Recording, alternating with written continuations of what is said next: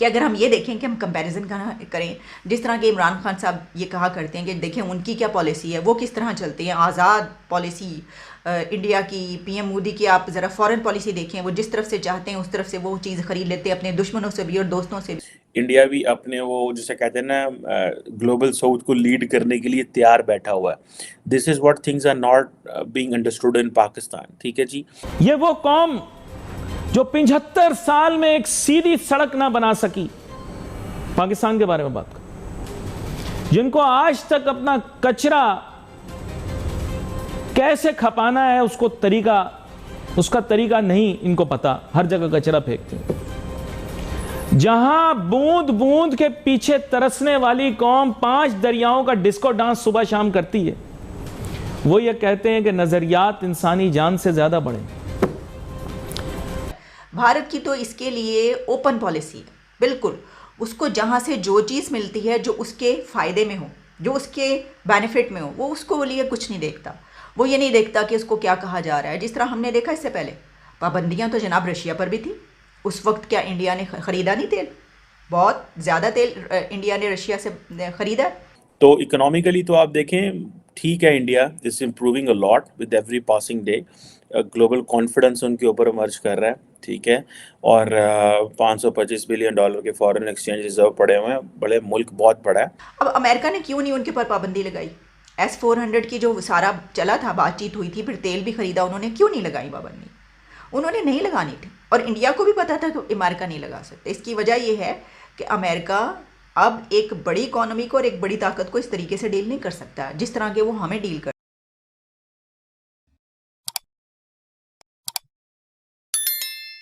Iran का ये कहना है और ईरान ने बाकायदा स्ट्रेस किया, सिर्फ कहानी कहा है, एक रिक्वेस्ट भी आप कह सकते हैं इंडिया से, कि ईरान इंडिया से ये कह रहा है कि हम चाहते हैं कि इंडिया हमसे ऑयल बाय करे, इंडिया हमसे तेल ख़रीदे। और उसने ये कहा कि क्योंकि हम चाहते हैं कि फिर उसके बदले में हम भी जो हमारी ज़रूरत है इंडिया से पूरी हो सकती है, हम उससे वो ख़रीदें। अब देखें, ये एक बड़ा अहम पॉइंट है। इसकी वजह क्या है?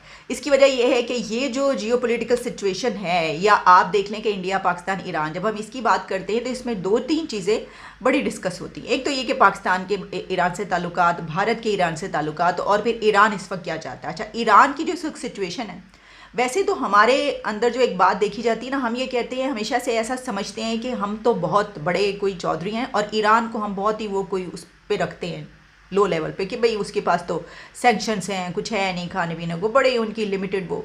लेकिन अगर आप ये देखें कि ईरान वो कंट्री है जिसके बारे में कहा जाता है कि उसने रशिया को ड्रोन्स फराहम किए, तो वो उसने अपनी टेक्नोलॉजी यहाँ तक पहुँचा ली, तो हम इस नज़र से नहीं देख सकते। अच्छा, इसी तरीके से जो तेल की बात की जा रही है, अब आप जानते हैं कि ईरान पर है सैंक्शंस, तो जब तक वो पाबंदियां नहीं हटेंगी तो क्या भारत तेल खरीद पाएगा? अब भारत तेल खरीदना चाहता है, भारत की तो इसके लिए ओपन पॉलिसी है, बिल्कुल उसको जहाँ से जो चीज़ मिलती है जो उसके फ़ायदे में हो, जो उसके बेनिफिट में हो, वो उसको लिए कुछ नहीं देखता। वो ये नहीं देखता कि उसको क्या कहा जा रहा है। जिस तरह हमने देखा इससे पहले पाबंदियाँ तो जनाब रशिया पर भी थी, उस वक्त क्या इंडिया ने ख़रीदा नहीं तेल? बहुत ज़्यादा तेल इंडिया ने रशिया से ख़रीदा, और वो उस वक्त ख़रीदा है जिस वक्त अमेरिका धमकियां लगा रहा था। अमेरिका ये कह रहा था कि रशिया से बायकॉट किया जाए, जिस तरह की यूरोपीय यूनियन और इन सब ने किया। तो और उसी वक्त इंडिया रशिया से तेल खरीद रहा था और ख़रीदता रहा।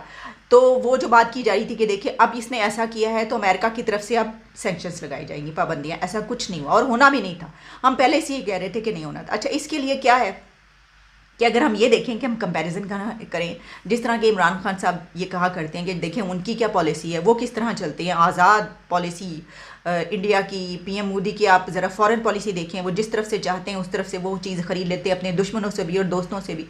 तो उसकी सबसे बड़ा लॉजिक ये है कि वो इंडिपेंडेंट है और उनकी इकॉनमी बहुत ज़बरदस्त है, उनकी ट्रेड बहुत, इकॉनमी तो 5th लार्जेस्ट है लेकिन उनकी ट्रेड अमेरिका से है।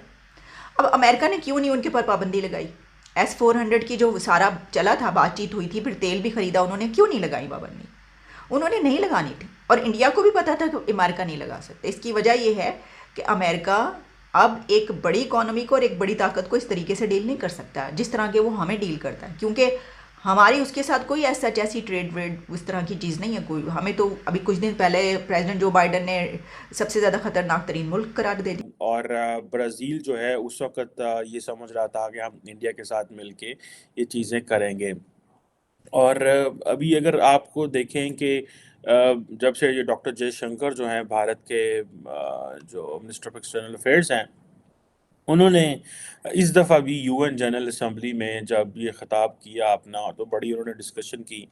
तो उन्होंने कहा कि हमें जो ग्लोबल साउथ है उसके इश्यूज़ को डील करना चाहिए और हमें जो इवन कि G20 जो है उसमें से जो डेवलप ममालिक्स को निकाल के डेवलपिंग कंट्रीज़ जो हैं उनको टेक ओवर करना चाहिए।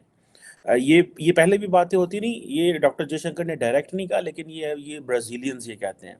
लेकिन डॉक्टर जयशंकर ये कहते हैं कि ग्लोबल साउथ के जो इश्यूज़ हैं वो हमें एड्रेस करने चाहिए। अब इसमें ज़ाहिर बात है फूड का इश्यू है, एनर्जी के मामलात हैं, फसलों के, एग्रीकल्चर के, फर्टिलाइज़र, हेल्थ, डेट के इश्यूज़ हैं, ट्रेड के जो कंसर्न्स हैं, उनकी सारी बात उन्होंने काफ़ी बात की हुई है। और अब इसमें अगर आप ये देखें कि ये एक और उधर से जब ये क्या नाम है इनका, लूला साहब जो हैं, जब ये इनकी प्रेसिडेंसी रही है, तो इनके एक मिनिस्टर हुआ करते थे, अमोरियम साहब, फॉरेन जो अफेयर्स के मिनिस्टर होते थे। उन्होंने ब्राज़ील की फॉरेन पॉलिसी को शिफ्ट दिया था कि वो नॉर्थ साउथ से साउथ साउथ की तरफ देखें। और उसमें उन्होंने जो कहा था कि जो इमर्जिंग स्टेट्स हैं जिसमें इंडिया एंड ब्राज़ील जो है उसको ग्लोबल गवर्नेंस में आना चाहिए, और दे ही worked a lot on this. लेकिन back in 2006, 7, 8, 9, 10 India was not prepared at that time. उस वक़्त चीज़ें और थीं।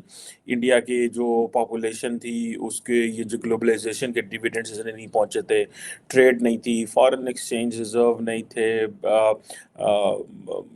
एक मोमेंटम उस वक़्त और था। लेकिन ये अभी पिछले 5, 7, 8 साल में, ये 2012, 11, 12 के बाद things have got improved in India, और वो भी जो है वो आगे की तरफ अब India is playing a role. अब ब्राज़ील ये कह रहा है कि जी साउथ साउथ कोऑपरेशन इनिशिएटिव जो हैं वो जो है वो पहले उन्होंने कहा इसको सिर्फ लैटिन अमेरिका तक ना रखें। फिर उन्होंने, आपको याद होगा कि जो ब्रिक्स जैसा एक